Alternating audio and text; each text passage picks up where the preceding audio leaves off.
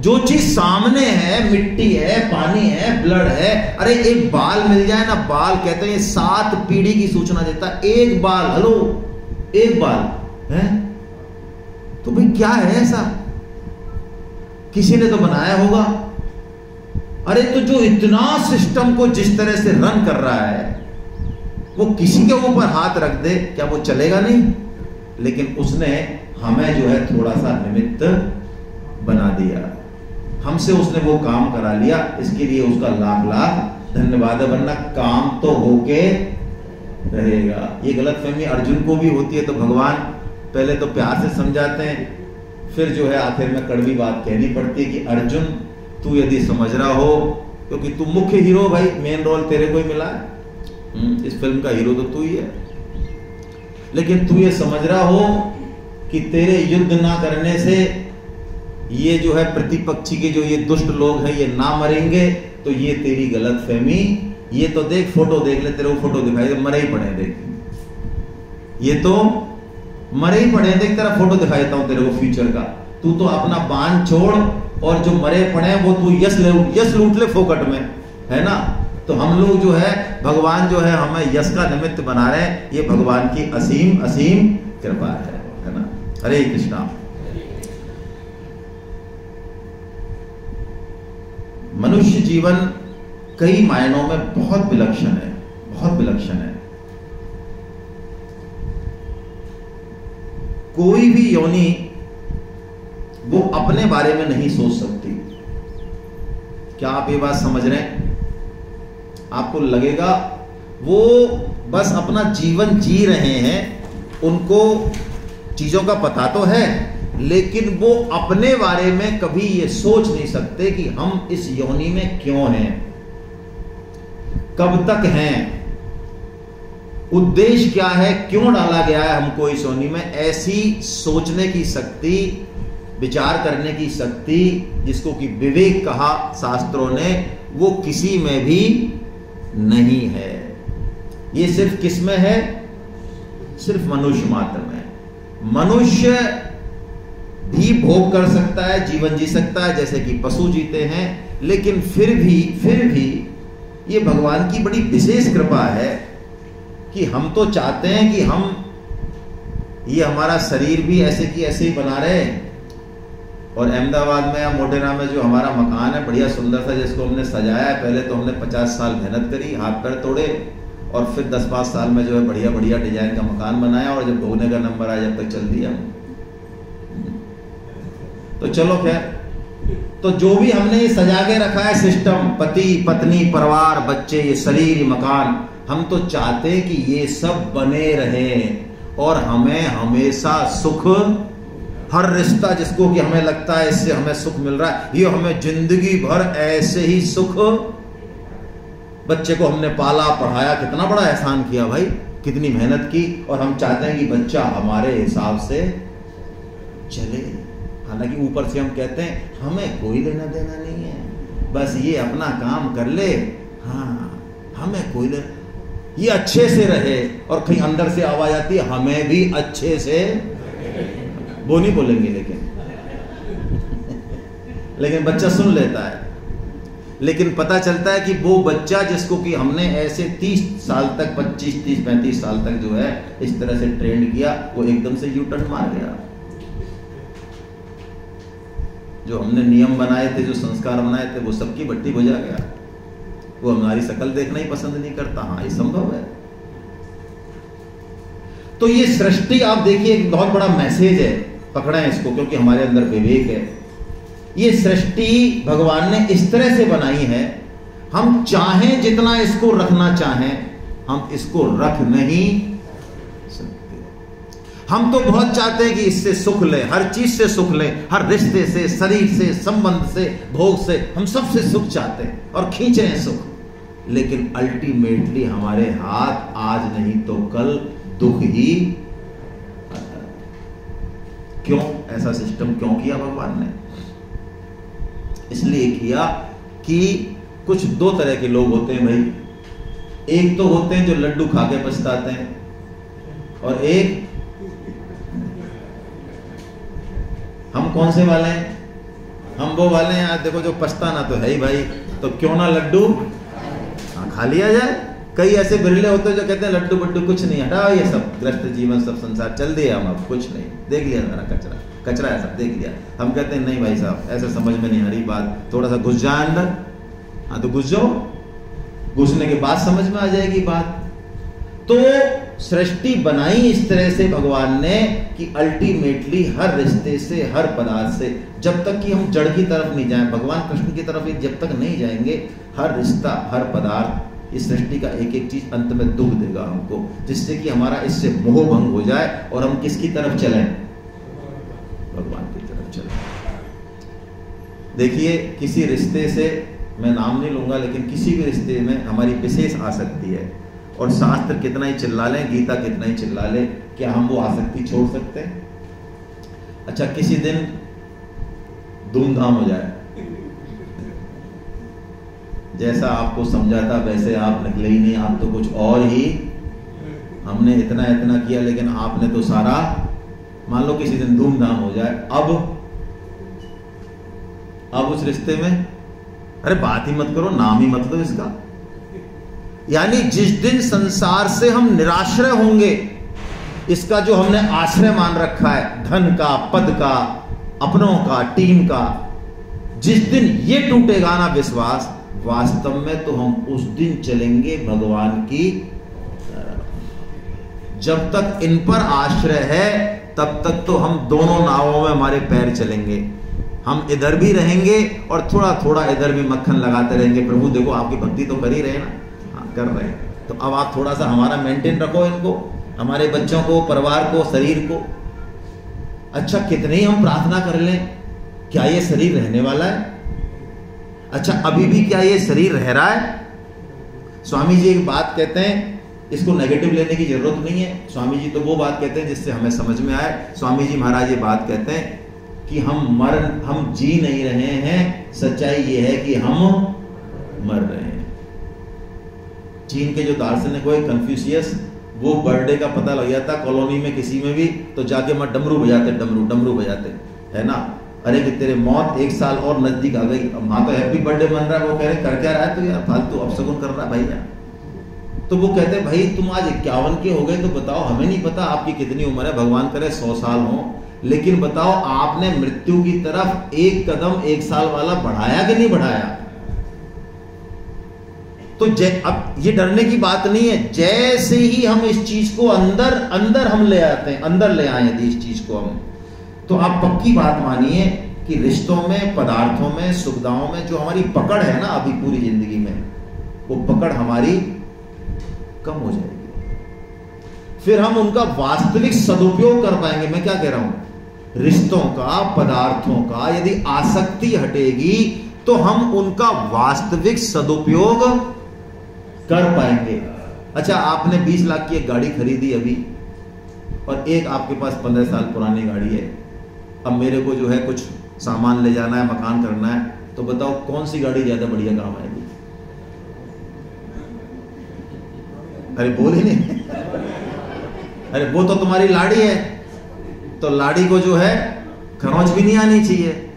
अब उस पर 20 लाख खर्च किए, इसकी वैल्यू हो सकता है 50,000 ही हो, 15 साल पुराने की, काम कौन सी बढ़िया आएगी? मैं पूछ रहा हूं आपसे भाई, क्यों? वो मना थोड़ी कर रही है, वो तो ज्यादा बढ़िया गाड़ी है, उल्टी माइलेज, सब चीज बढ़िया है, स्पेस अच्छा है, तो काम क्यों नहीं आ रही वो? हाँ इसमें खरोंच नहीं लग जानी चाहिए, यहां बैठी है, यहां बैठी है, ये अंदर बैठी है। जिस दिन ये चीज समझ में आती है बिल्कुल, फिर हमारा रुझान होता है उस तरफ। इसलिए बहुत कृपा भगवान की कि हमें ये बात सुनने को मिल रही है स्वामी जी महाराज की। और मैंने तो आपको पहले ही निवेदन किया कि गीता सेमिनार हम अटेंड करने का संकल्प कर पाए, ये कोई छोटी मोटी घटना नहीं है और ऐसा कोई बहुत घमंड वाली बात भी नहीं है, लेकिन आपने बहुत बड़ा निर्णय लिया है और ये निर्णय आपके आने वाले समय में आपको बहुत कुछ देगा, आप फील भी करेंगे। यदि आप मेंटली रूप से यहाँ पर प्रेजेंट रहते हैं तो फिजिकली तो रहेंगे, है ना? क्यों?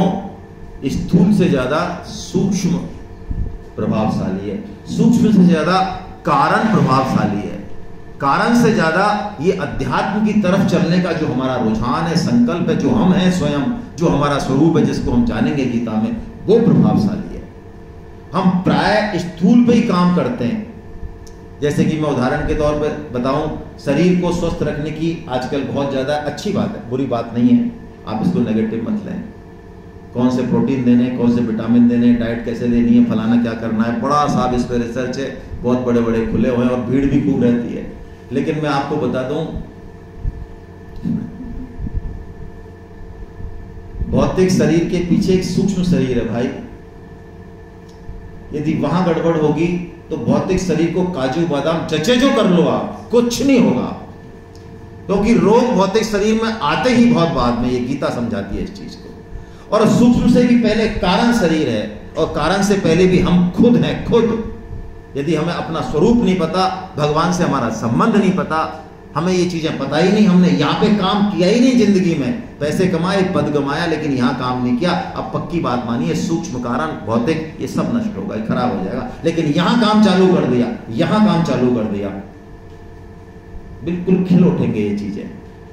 आपको पता है, संतों के पास कोई बहुत लग्जरी नहीं होती, बहुत जबरदस्त खाना भी नहीं होता, लेकिन उनका एनर्जी लेवल, उनका शरीर हमसे बहुत बहुत बेहतर होता है, बहुत बेहतर होता है, क्योंकि उनकी मानसिक और जो विचारिक शक्ति है वो बहुत जबरदस्त होती है। लेकिन इन सब बातों की तरफ प्राय हमारा ध्यान नहीं जाता। हमारा ध्यान जब जाता है जब हमारे जीवन में कोई दुख आए, है ना, हमारे जीवन में कोई दुख आए। ये चल नहीं रहा क्या, आगे हैंग हो गया क्या? चला दें, हमको स्लाइड ले लें।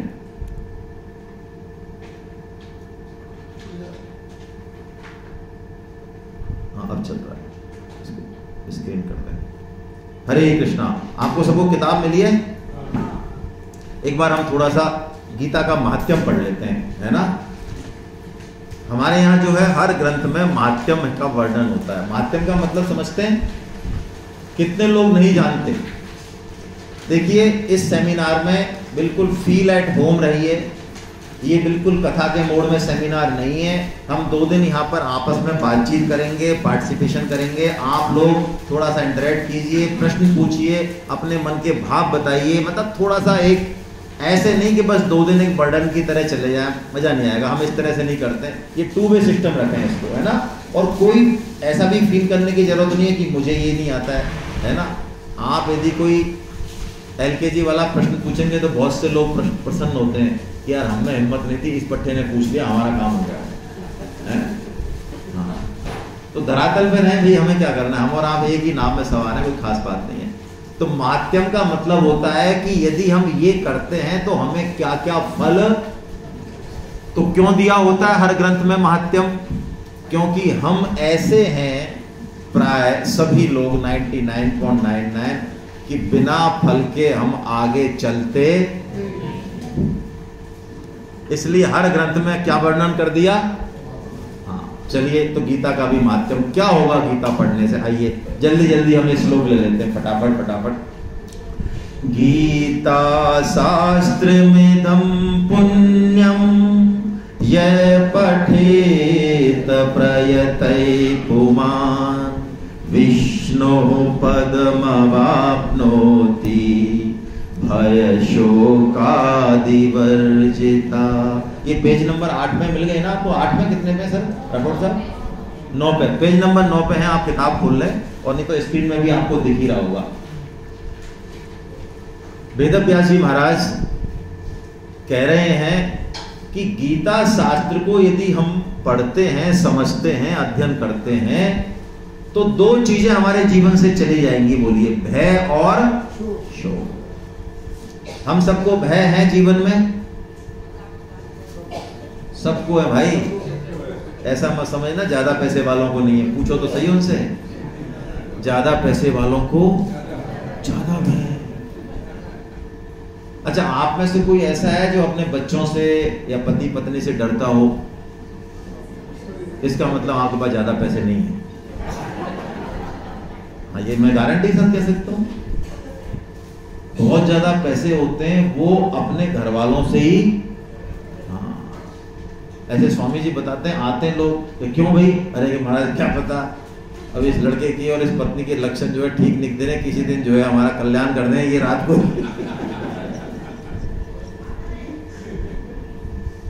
हमारे जीवन में बहुत तरह के भय हैं। परिवार की सुरक्षा को लेके हो सकते हैं, अपनी जो है सर्विस को लेके हो सकते हैं, भाई पैसा कहां से आएगा, बहुत सारे भय हैं। गीता क्या कह रही है आप देखो, हमारे जीवन के सारे भय और शोक चले जाएंगे गीता से। हाँ, गीता क्लेम कर रही है भाई, पहला ही श्लोक ही है, तो किसको नहीं चाहिए भाई अब है, बताइए आप हैं? आज बच्चा यदि लेट हो जाए हैं तो प्राय हम सबके मन में जो है आशंका ही ज्यादा आती है। क्यों?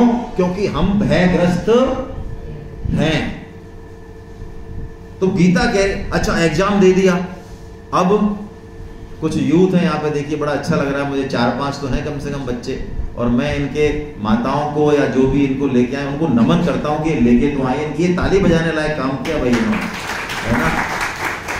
इन बच्चों को जो भी, हालांकि जैसे भी लाए होंगे घेर घार के, मुझे नहीं पता कैसे लाए ये, है ना, और इनसे जो है क्या झूठे वादे किए गए वो मुझे नहीं पता है, लेकिन चलो ये आ तो गए, है ना। इनको अच्छा खाना खिलाओ भैया, है ना, खाने के सारे बैठेंगे। चलो, तो बच्चों को एग्जाम का टेंशन है, बोलो है कि नहीं। और आज के लिए टेंशन इतना बढ़ गया है कि बच्चों के यदि नंबर कम आ जाए, बच्चों से स्कूल में उनके अपेक्षित दोस्त नहीं हो, दूसरे वाले के दोस्त हो और इनसे वो बात नहीं करें, यही कारण बहुत है पटरी पे जाने के लिए इनको। बोलो इन समझदारों को देखो आप, अरे हमारे टाइम पे हमारे नंबर चाहे कितने कम आते थे, कितना ही हमारा अपमान हो जाता था, पिटाई हो जाती, तब भी हम रात को जो है खाना खा लेते थे बेशरम होके। बोलो छोड़ते थे क्या? कितना ही कुटली है चाहे वाले, कितना ही अपमान हो गया, हमारे पिताजी ने हमारे सबके सामने अपमान कर दिया, तब भी वहां शाम को जो है रोटी खा लेते थे, पता। और ये देखो आप साफ जा रहे, इनको पटरी दिखती है भाइयों को, कितना भय है भाई, इस भय से दूर करती है। कब करती है दूर? गीताध्ययनशीलस्य प्राणायाम परस्य च नैव सन्ति पापानि पूर्वजन्म कृतानि। क्या बढ़िया बात। कब होगा भय और शोक दूर? जब कह रहे हैं कि गीता अध्ययनशीलस्य है, गीता का अध्ययन इस तरह किया जाए जैसे कि प्राणों का आयाम होता है। भाई हम सब लोग सांस ले रहे हैं, अच्छा जो 60 साल से ऊपर वाले हैं वो तो कम से कम बंद कर दें। अरे एक ही चीज को कितनी बार लोगे भाई, कोई नई बात है क्या? बताओ कब से ले रहे हैं यार, बोर नहीं होते हो? हेलो कोई नई सांस थोड़ी है, वही सांस है, वही टेक्निक है, वहीं से आ रही है वहीं से जा रही है, फिर भी लिए जा रहे हैं। लोग तो एक बार गीता का कोर्स कर लेते हैं, फिर एकदम से ऐसे 500 फीट दूर उठते हैं, भाई साहब हमने पढ़ ली।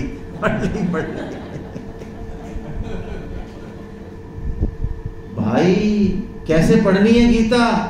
गीता अध्ययनशीलस्य ऐसे पढ़नी है कि जैसे प्राण आ रहे हैं और जा रहे हैं, कब छूटेंगे? जब शरीर, तो बस अब गीता पकड़ी तो अब शरीर के साथ ही जाएगी। और जो ये समझता है कि गीता पढ़ ली, ये बहुत बड़ा सबूत है कि इसने गीता बिल्कुल, क्योंकि गीता जो पढ़ लेगा उसको नए नए रस मिलेंगे, वो छोड़ ही नहीं सकता। 4 साल हो जाए, हाँ 5 हो जाए, हाँ क्या दिक्कत है? तो जितना डीप जाएगा उतने गहरे अर्थ उसमें मिलेंगे। क्या समुद्र में क्या कभी रत्न खत्म होते हैं भाई? जितना जितना गहरा तैराब होगा उतने बढ़िया रत्न निकाल के लाएगा। परम श्रद्धेय स्वामी जी महाराज, जिनका आधार हम ले रहे हैं, जो विराज रहे हैं यहाँ पे, वो पुस्तक के रूप में ही विराज रहे हैं। संत की पहचान उसकी वाणी से होती है। हम लोग प्राय ऊपर के डेकोरम पे चले जाते हैं, इंफ्रास्ट्रक्चर पे चले जाते हैं, लेकिन संत की पहचान किससे होगी? उसकी वाणी से होगी। और स्वामी जी ने बहुत स्पष्ट रूप से कहा, उन्होंने 105 साल आप सोचें जो पब्लिक लाइफ में जो रहा हो, 105 ईयर, और डेली जिसने ये भगवान का काम किया हो, सुबह शाम 3 बार बोलने का, यदि वो ये काम नहीं कर पाते तो अन्न का एक दाना भी अंदर नहीं लेते। यदि वो किसी वजह से प्रवचन नहीं दे पाए, सेवा नहीं कर पाए भगवान के भक्तों की, जो उनका कहना था, तो उस दिन वो अन्न, तो वो स्वामी जी महाराज जिन्होंने फोटो नहीं खिंचाया है ना, वो कहते हैं कि अरे आज भी इतनी बड़ी टीका लिखने के बाद भी मेरे मन में इतने भाव जागृत हो रहे हैं गीता के, हर श्लोक का ऐसा अर्थ निकल रहा है, अरे इस श्लोक का तो ये अर्थ तो रह ही गया, इतना बढ़िया अर्थ है, ये साधक सुनेंगे तो बड़ा आनंद आएगा, ये लिखने से रह गया, ये अब तक आया नहीं, ये आज ही सुबह आया विचार। बोलो, वो 100 साल बाद भी गीता में अपने आप को अनट्रेंड समझ रहे हैं कि मुझे अभी गीता पूरी तरह से, हाँ, और जानना है और जानना है, और हम जो है 6 महीने में ही पारंगत हो जाते हैं। ऐसे पढ़नी है गीता। और क्या होगा और गीता पढ़ने से? मल निर्मोचनम पुंसाम जल स्नानम दिने दिने सकृद गीतांभसी स्नानम संसार मलना। बहुत बढ़िया बात। वो कह रहे हैं कि हम नहाते हैं तो गंदगी आ जाती है, बिल्कुल आती है, फिर नहाना पड़ेगा भाई, इसमें क्या है।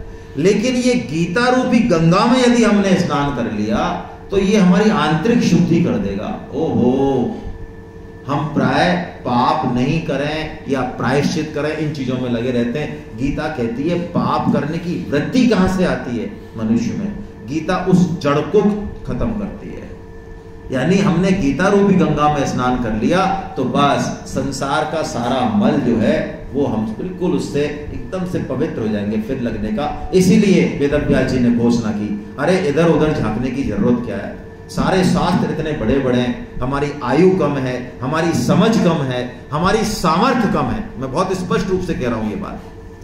कलयुग में हमारी आयु कितनी है? हाँ, 100 तो ये तो लिखी हुई है पेपरों में।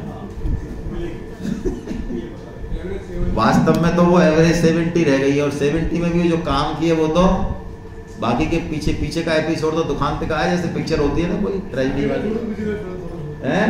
आगे पीछे दोनों छोड़ना पड़ेगा। हाँ, आगे पीछे दोनों छोड़ने पड़ेंगे। सतयुग में 10,000 साल की आयु है।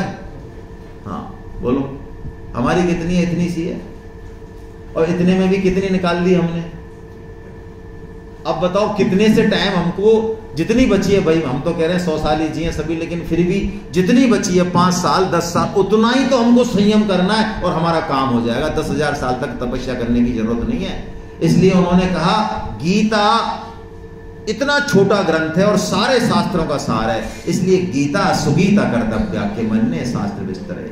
अरे गीता को ही सुगीता कर लो, किसी और शास्त्र की जरूरत ही नहीं है, ये कहा। और ये बात आप खुद महसूस करें, ये बात आप खुद महसूस करें। यदि आपने कभी कोई ग्रंथ पढ़ा है, कोई भी पढ़ा है, रामायण पढ़ी है, वेद पढ़े, मान लो पुराण पढ़ा है, कोई उपनिषद पढ़ा है, कुछ भी पढ़ा है किसी ने, तो मैं आपको बहुत एक विनम्र शब्दों में निवेदन करता हूं, आपने पहले वो पढ़ा होगा, आप अब गीता पढ़िए सिस्टम से, और फिर दोबारा उसको पढ़िए, उस उपनिषद को, उस पुराण को, वो आपके सामने ऐसे खोल कर रख देगा अपने आप को।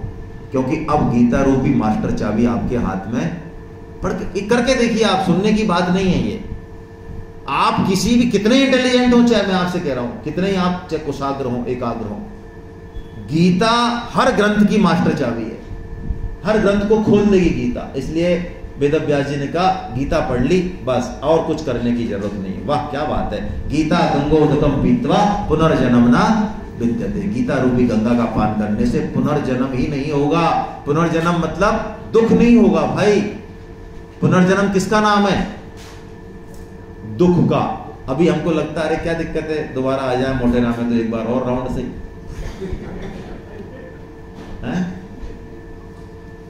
थोड़ा सा अभी कुछ काम रह गए, अहमदाबाद में कुछ टूरिस्ट स्पॉट रह गए देखने से, अगली बार वो कर देंगे, सल्टा देंगे। हम ऐसा क्यों सोच लेते हैं? क्योंकि हमको, हम दुखों को भूल, हम बुलक्कड़ भाई साहब है हम सब। देखो जन्मते समय बहुत दुख होता है, उस दुख का तो कुछ आइडिया हमको है, हमको मतलब हमारी आधे लोगों को, हमारी मातृशक्ति को तो है। तो शास्त्रों में लिखा हुआ है माता को जितनी पीड़ा होती है प्रजनन में, शिशु को उससे 100 गुना होती है। याद है हमको? बैठे आराम से, कुछ याद नहीं। अच्छा, मरने में मरने में शास्त्रों में लिखा है, यदि आपको एक बिच्छू काट ले, बिच्छू का शब्द है क्योंकि बिच्छू का जो डंक होता है ना वो तड़पाता है आदमी को। आप में से किसी को बिच्छू खाया? मैं हर सेमिनार में पूछता हूं भाई। एक को खाया है, बड़ाया साहब को। तो ये मेरी बात समझे, आईजी साहब को खाया है, राम बल्लभ साहब रिटायर्ड आईजी हमारे, इनको खाया। ये दोनों मेरी बात को पकड़ेंगे, आप नहीं पकड़ सकते।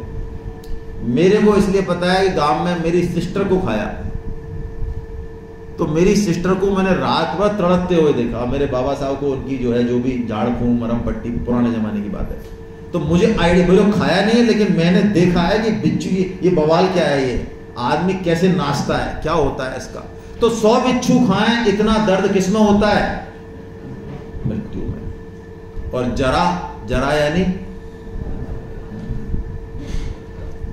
नाई नाई कितने बाल की बेटा बैठ जरा आ रहे हैं सामने।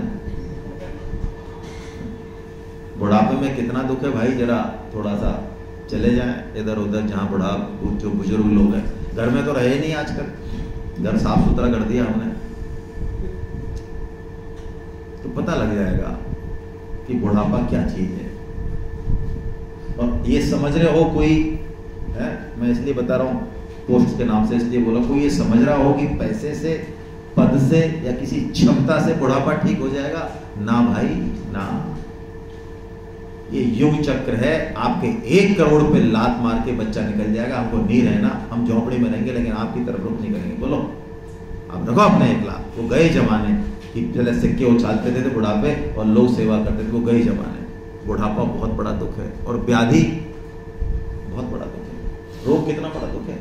तो इन सब दुखों से छुटकारा पाने का एक उपाय भगवान कहते हैं भगवत गीता। बोलो, इन चारों से ये घोषणा कर रही है भगवत गीता।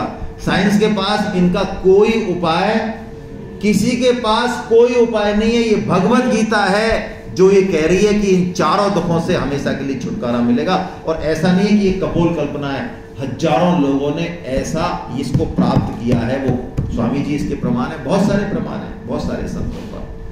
तो इसलिए आइए हम गीता को देखें, क्योंकि गीता में सभी शास्त्र समा गए। हम सेकंड लास्ट ले रहे हैं बस। कैसी है गीता? एक उपमा दी है कि सारे ग्रंथों को गाय बताया।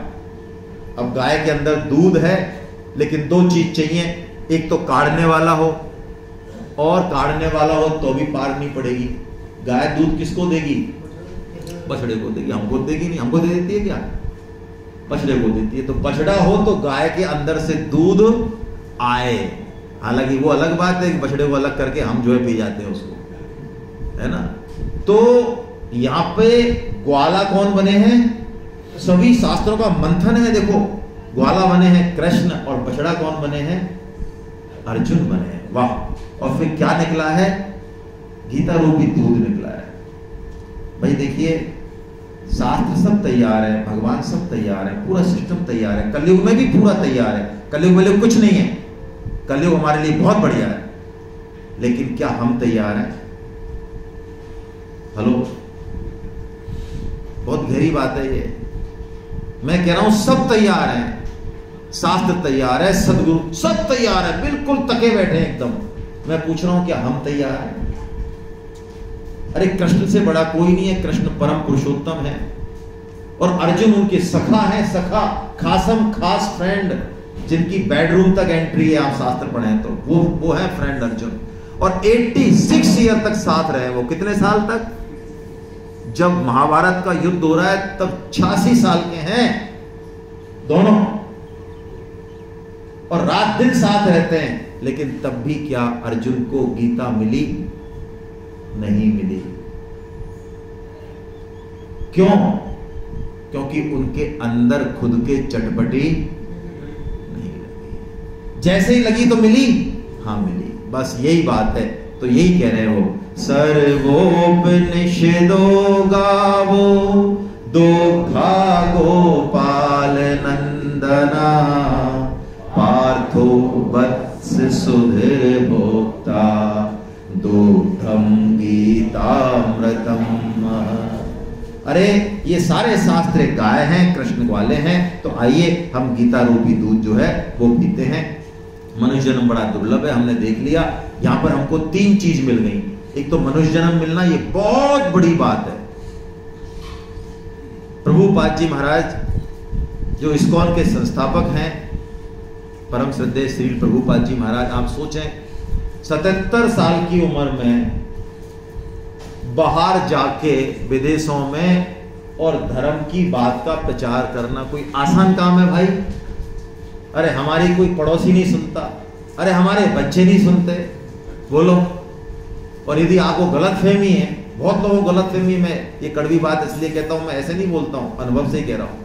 यदि किसी को गलतफहमी है कि भाई साहब हमारी बात तो कोई नहीं टालता, हमारी तो बात ही अलग है, हमारा पद, हमारा पैसा, ओह, तो भाई साहब आप जरा गीता का प्रचार करो, पता लग जाएगा आपको कितने लोग मानते हैं आपकी बात, आपको पता लग जाएगा। आप कहो उनसे कि आप गीता सेमिनार में आओ, गीता क्लास में आओ, तो आपको पता लग जाएगा कि वो कितने अपने। तो प्रभुपाद जी ने विदेश में जाके जो है ये बात कही, गीता को पहुंचाया।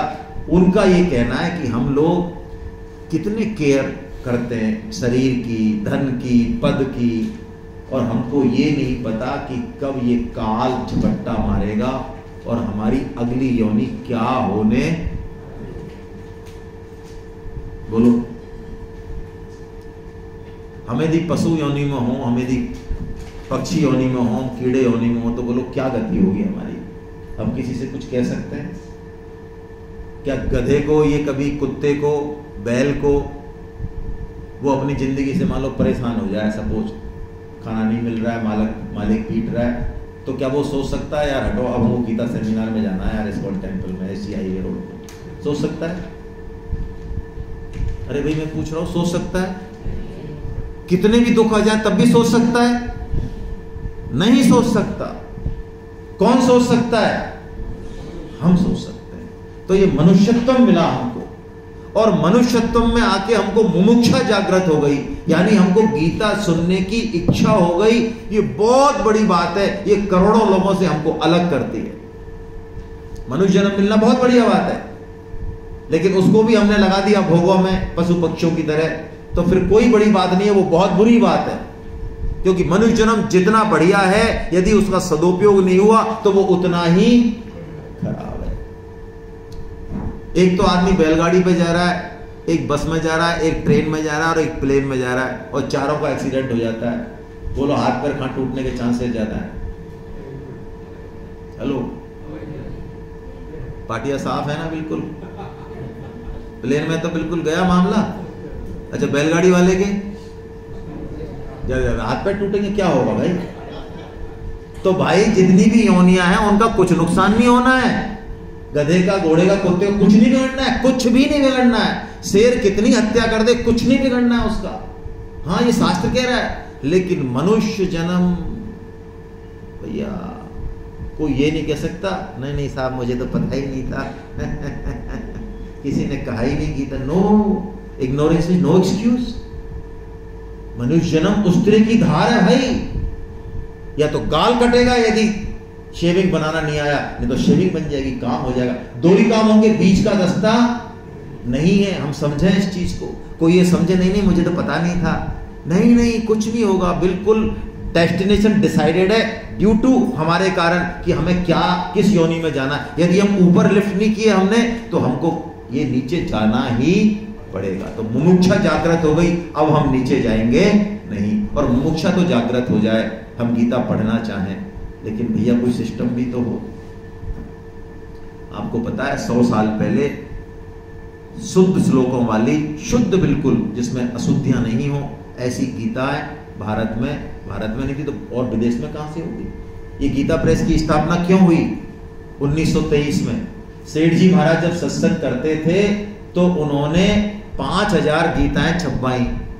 जब वो छपवाई तो वो आई तो उसमें अशुद्धियां थी तो प्रेस वाले को कह के दोबारा छपवाई, वो खत्म हो गई 5000, और फिर उसमें अशुद्धियां थी। तो उन्होंने कहा भाई तुमने इतनी अशुद्धि छोड़ दी। तो उन्होंने कहा ऐसे अशुद्धि तो रहती ही है, आप छोटी छोटी चीजों के लिए वो करते हो। सेठ जी का यह मानना था कि यदि किसी भी किताब में अशुद्धि है तो वो शरीर पे छुरे से घाव करना, ये सेठ जी महाराज का मानना था। सेठ जी महाराज का मतलब परम श्रद्धेय जयदयाल जी गोविंदका साहब, जो कि गीता प्रेस के संस्थापक हैं, मैं उनको बोल रहा हूं सेठ जी। तब उनके दिमाग में आया कि हमको अपनी, उन्होंने, प्रेस वाले ने कहा कि तुम ज्यादा ही शुद्धि करते हो, अपनी प्रेस खोल लो ना। फालतू यार आके हमारा काम रुकवा देते हो, कहते हो ये अक्षर ठीक करो, इस पे वो ठीक करो, फिर प्रिंट में जाएगा। ऐसे नहीं रोक सकते हम प्रेस को बार बार, एक बार आपने दे दिया डन, खत्म कहानी। तब सेठ जी महाराज ने एक गीता प्रेस खोली और हम इसके ऋणी हैं भाई। हम क्या, हमारी 3-4 पीढ़ी ऋणी है, क्योंकि मैं गारंटी के साथ कहता हूं, दावे के साथ कहता हूं कि हमारे घर में यदि कोई ग्रंथ होगा तो 90% चांस है, चाहे वो 2 आने का होगा, 2 रुपए का, ऐसे भी हैं 2 रुपए का भी होगा, 8 रुपए का भी होगा, कोई पुराण कुछ भी, वो किसका होगा ज्यादातर? गीता प्रेस का होगा। अरे हम एहसान नहीं माने, हमारे दादाजी मान रहे होंगे, हमारे पिताजी मान रहे होंगे। तो ये है महापुरुष संश्रयम, यानी महापुरुषों की कृपा हमको मिल गई, नहीं तो हम आहार निद्रा भय मैथुन में ही लगे रहते हैं। तो ये मनुष्य जन्म को विवेक मिला हुआ है, हमने बात कर ली, उस विवेक का हम सदुपयोग करें। कैसे सदुपयोग करें? हम गीता के अनुसार जीवन को जिए, है ना। कर्म करें लेकिन गीता के अनुसार करें, कर्म वही करने लेकिन वो गीता के अनुसार करें, तो वही कर्म जो हमको बांधने वाले होते हैं वो हमको जो है मुक्त करने वाले हो जाएंगे, ये गीता कहती है। हरे कृष्णा।